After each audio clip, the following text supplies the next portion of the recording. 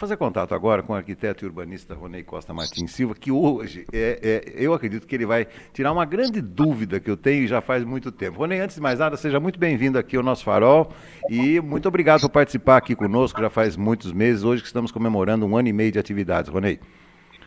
Vida longa ao Farol. Beto, bom dia a todos. Muito bem. Ronei, existem alguns mistérios, né, que a gente só consegue decifrá-los com a ajuda de profissionais, né? Por exemplo, quando a gente percebe uma fatalidade ocorrer, digamos assim, como essa que nós temos acompanhado essa semana, aquele incêndio na Rua 25 de Março, lá em São Paulo, e de grandes proporções e uma coisa avassaladora, etc. Aí a gente vê que, olha, não tinha alvará do Corpo de Bombeiros, olha, não tinha isso, não tinha aquilo. E eu também me lembro, quando secretário de Esportes, que havia também um excesso de medidas preventivas em relação a estádios de futebol. Corrimões né, os corrimãos ali para acesso dos torcedores, distância entre torcedores, enfim, saídas de incêndio, saídas de emergência. Essa é a minha dúvida, Ronei, porque às vezes a gente acha que é demais isso. Como é que nascem essas medidas, Ronei? Isso que eu queria entender um pouco melhor. Beto, o nascedouro e o aperfeiçoamento da legislação, aliás, das normas técnicas de segurança, ela é bastante interessante, Beto. Porém, antes, eu quero emendar o assunto do Ensinas. Eu quero lembrar que essa situação que a Vigilância Sanitária descobriu de produção ilegal de alimentos Tá. é um ato importante da vida da Vigilância Sanitária. Mas eu queria lembrar de uma coisa importantíssima, Beto. As pessoas que usam plano de saúde, contratam plano de saúde, elas têm a sensação de que não usam o SUS, de que não dependem do Sistema Único de Saúde. E aí eu quero lembrar que a vigilância sanitária é do Sistema Único de Saúde. E que este trabalho, portanto, foi do SUS. O Sistema Único de Saúde cuida da qualidade da produção dos nossos alimentos. É importante que isso fique claro, Beto, para que nós saibamos que mesmo que usemos planos de saúde particulares, nós, todos, somos usuários do Sistema Único de Saúde. Ponto. Feito esta reflexão, partamos para a questão das normas técnicas, né? Sejam elas de segurança ou não. Beto, normalmente as normas técnicas nascem a partir de experiências, no Brasil, sobretudo, elas nascem a partir de experiências do exterior, de outros países. A Associação Brasileira de Normas Técnicas, ela costuma observar experiências que acontecem em outros países, nos quais as normas já são vanguarda e foram aperfeiçoadas, para adaptar o texto à realidade da cultura brasileira, à realidade nossa. Este é um caminho do nascedouro das normas técnicas. E a partir daí, elas são aperfeiçoadas a partir de eventos que acontecem no nosso país. Eu vou dar o exemplo, das normas de combate a incêndio, Beto. Havia um conjunto normativo de combate a incêndio antes do incêndio do edifício Joelma e Andraus, lá pela década de 70 e 80 em São Paulo. A partir desses dois eventos, a norma técnica de segurança para combate a incêndio no Brasil foi aperfeiçoada. A Boate Kisses também impôs às normas técnicas de combate a incêndio um conjunto de aperfeiçoamento, um conjunto de itens que propuseram seu aperfeiçoamento. E eu lembro outra norma, Beto, esta eu acompanhei de perto, a norma 16.280, que fala sobre reformas em apartamentos de edifícios verticais.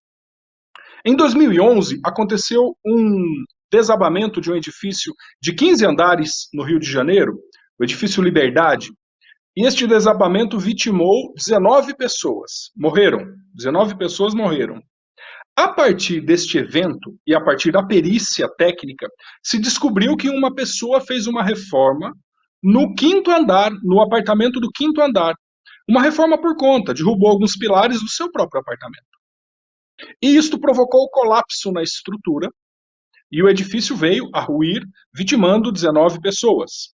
A partir deste evento, a Associação Brasileira de Normas Técnicas, uma associação que reúne profissionais notáveis, se reuniu para esculpir uma norma técnica, que é a norma 16.280, que a partir de então proíbe reformas em unidades autônomas de apartamentos E só permite que essas reformas aconteçam se elas estiverem orientadas por um profissional, arquiteto ou engenheiro, para que ele possa atestar a segurança daquela reforma interna. Portanto, nem a troca de um piso, a troca de uma porta, a troca de pequenos equipamentos dentro de um apartamento, elas não podem ser autorizadas agora se um profissional da área da construção civil acompanhar esta execução. Portanto, esta norma ela nasceu no Brasil a partir de um desastre. O que eu quero dizer com isso é que são os eventos, os sinistros, estes eventos tristes, como o que está acontecendo na região da 25 de março em São Paulo, são eventos como estes que ensejam a criação de normas ou o aperfeiçoamento de normas novas. Bom, mesmo, deu para entender perfeita. Você está me ouvindo? Estou ouvindo bem? Tá. Não, é porque eu estava me lembrando do seguinte, nas investigações de, por exemplo, quedas de aviões, isso aí também é muito importante, né? Porque a gente quer sempre saber por que aquele avião caiu.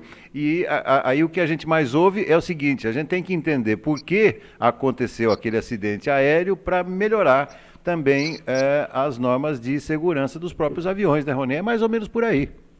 Exatamente, os padrões de manutenção, os padrões de segurança, são todos aperfeiçoados a partir de eventos como estes, que nós não desejamos que aconteçam. Mas quando acontecem, é preciso que nós evitemos que eles se repitam. E para que eles não se repitam, é preciso que respeitemos as normas técnicas. Tem uma outra questão, Beto, importantíssima. As normas técnicas, propostas pela Associação Brasileira de Normas Técnicas, as NBRs, não é? As normas brasileiras regulamentadoras, elas não têm força de lei, de legislação. Por quê? Porque elas não são votadas no parlamento. Elas não são votadas por vereadores, deputados estaduais, federais e senadores. Portanto, elas não têm força de lei. Mas a maioria dos juízes, seja de primeira, segunda ou terceira instância, já utilizam as normas técnicas como padrão nos seus julgamentos, como elementos que orientam as decisões do judiciário brasileiro. Portanto, se, muito embora a norma técnica não tenha força de lei, porque não é votada nos parlamentos, ela acaba orientando as decisões dos juízes. O que eu costumo dizer, Beto, e quando eu era vereador eu fazia isso, é importante que a norma técnica seja incorporada ao arcabouço legal do município, do estado ou da federação. Portanto, uma das funções do vereador, do deputado e do senador seria incorporar o texto das normas técnicas no arcabouço legal que orienta a vida de todo cidadão. Isto facilitaria a vida do juiz, do judiciário e da sociedade, porque a norma técnica, a partir de uma decisão do parlamento, seria incorporada ao conjunto normativo, legislativo, sob o qual nós estamos submetidos. Perfeito, perfeito, perfeito. E aí, só para a gente fechar, Ronei, quando a gente percebe também, nós eu digo os leigos, né? A gente percebe que, poxa, mas isso é exagerado, né? E tal.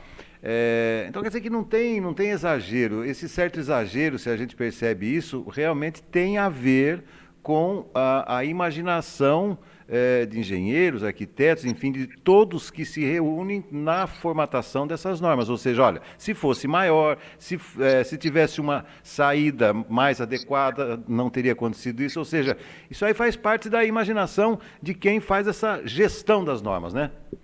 Exatamente, Beto. É um conjunto de profissionais notáveis. Eu vou dar um exemplo para você. A norma técnica do Corpo de Bombeiros, ela exige que nas igrejas nós abramos as portas para fora. As portas de abrir, elas devem abrir para fora. Por quê? Porque se elas abrem para dentro, numa situação de tumulto, as pessoas não vão conseguir abrir a porta para sair e vão se pisotear todas elas. Então, as portas de abrir, essas que abrem em ângulo, né? Elas não podem abrir para dentro. E normalmente as igrejas e outros ambientes querem abrir a porta para dentro porque ela fica mais protegida estando aberta. Por exemplo, num dia de chuva. E a norma técnica diz: não pode. Ela tem que abrir para fora. Porque os profissionais estão imaginando a hipótese de uma evacuação de emergência, na qual 300, 400, 500 pessoas devem sair rapidamente do edifício. Se isso acontecer e a porta estiver fechada, se ela abrir para dentro, o tumulto interno impedirá que qualquer pessoa abra a porta. E elas ficarão presas dentro do edifício.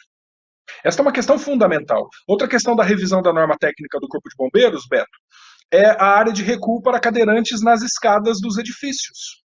Porque se tem uma situação de incêndio num edifício de 10 andares, e o cadeirante, uma pessoa de cadeira de rodas, ela decide ir pela escada, porque o elevador, por exemplo, pode estar interditado por conta de queda de energia elétrica, o cadeirante pode interditar a escada e impedir que outras pessoas desçam.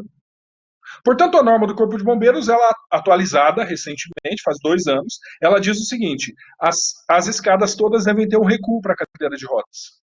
Porque a cadeira de rodas ficaria, a pessoa seria carregada no colo por outros, e a cadeira de rodas ficaria num lugar para não interromper o fluxo de descida pela escada.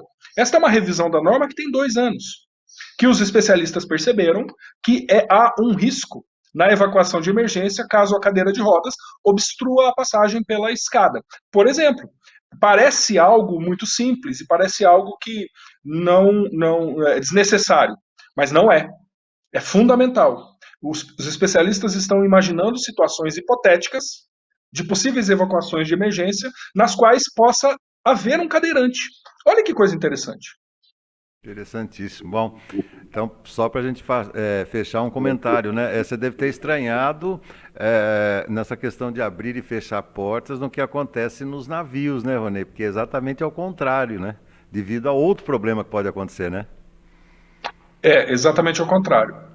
É verdade, é verdade. É Mas isso que aí. problema que você sugere que eu não estou aqui conseguindo imaginar, Beto? Não, não, não. Essa questão dos navios, às vezes é ao contrário, porque aí você pode ter um caso, por exemplo, de uma ruptura de casco ou de alguma janela, e aí aquela água vai entrar para o navio, ou seja, se a porta abrir para fora, ela vai facilitar o trabalho da água, ela tem que ser ao contrário para conter, supostamente, essa entrada da água, né? Ocorre ao Ah, sem contrário. dúvida.